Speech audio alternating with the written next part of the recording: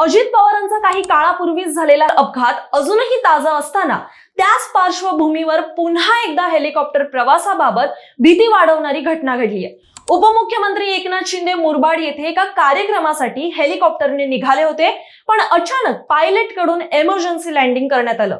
नेमका हा विषय काय आहे, एकनाथ शिंदेंसोबत काय घडलं होतं, हेलिकॉप्टरमध्ये बिघाड होता का की कारण काहीतरी वेगळंच होतं, हे सगळं काही जाणून घेणार आहोत या व्हिडिओच्या माध्यमातून। त्यामुळे व्हिडिओ शेवटपर्यंत पहा आणि आमच्या प्राईम टाइम महाराष्ट्र या चॅनलला अजूनही सबस्क्राइब केलं नसेल तर लगेच करा।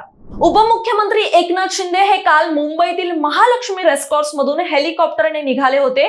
मुरबाडमध्ये एका लग्न सोहळ्यासाठी शिंदे हेलिकॉप्टरने निघाले खरे, पण अचानक त्यांच्या विमानाने जुहू विमानतळावर इमर्जन्सी लँडिंग केलं। झालं असं, अचानक कल्याण डोंबिवली परिसरात वातावरण बदललं आणि धुळीचं जोरदार वादळ सुरू झालं। काही क्षणातच दृश्यता कमी झाली आणि हेलिकॉप्टरला प्रवास सुरू ठेवणं धोकादायक ठरू लागलं। या परिस्थितीत हेलिकॉप्टर तब्बल 10 ते 15 मिनिटे हवेत अडकूनच राहिलं। वादळात हेलिकॉप्टर हवेत असल्याने प्रवासात तणाव वाढला गेला। अखेर पायलटने प्रसंगावधान दाखवत मोठा निर्णय घेतला आणि हेलिकॉप्टर मुंबईच्या दिशेने वळवण्यात आलं। जुहू विमानतळावर इमर्जन्सी लँडिंग करून सर्वांनाच सुरक्षित बाहेर काढलं गेलं। सुदैवाने उपमुख्यमंत्री शिंदे आणि त्यांच्यासोबत असलेले सर्वजण हे सुरक्षित आहेत। मात्र या संपूर्ण घटनेनंतर पुन्हा एकदा लोकांच्या मनात भीती निर्माण झाली आहे, कारण दादांच्या अपघातानंतर सगळ्यांच्याच मनात आधीच भीती निर्माण झाली होती।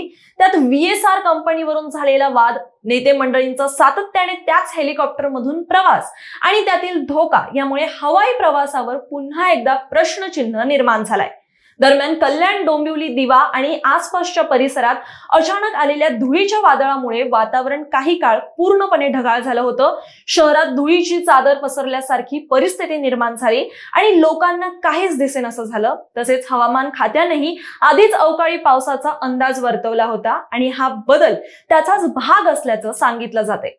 सुदैवाने या वेळेस तरी मोठा अनर्थ टाळला गेला, पण अद्याप तरी शिंदे ज्या हेलिकॉप्टर मधून प्रवास करत होते ते नेमकं कोणत्या कंपनीचं होतं, VSRचं होतं का हे स्पष्ट झालेलं नाहीये। मात्र सदर घटनेनंतर पुन्हा नेते मंडळींच्या सुरक्षिततेवर आणि हवाई प्रवासावर प्रश्न उपस्थित झालाय। तुम्हाला या संपूर्ण घटनेबाबत काय वाटतं, कमेंटमध्ये आम्हाला नक्की सांगा आणि प्राईम टाइम महाराष्ट्र या चॅनलला सबस्क्राइब करायला विसरू नका।